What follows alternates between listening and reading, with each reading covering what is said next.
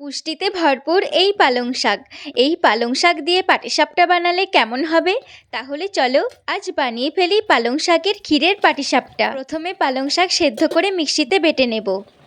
তারপর একটা মিক্সিং জারের মধ্যে ভিজিয়ে রাখা 1 বাটি চাল, হাফ বাটি বিউলির ডাল, 3 থেকে 4 চামচ মৌরি, কয়েক টুকরো আদা দিয়ে ভালো করে মিক্স করে নিলাম।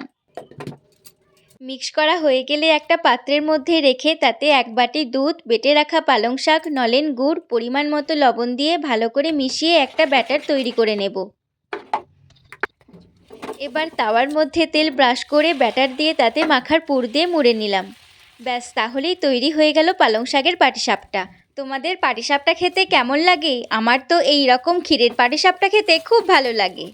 তাহলে এই পিঠে পার্বণে এই রকম ক্ষীরের পাটিসাপটা একবার বানিয়ে দেখো, খুব ভালো লাগবে।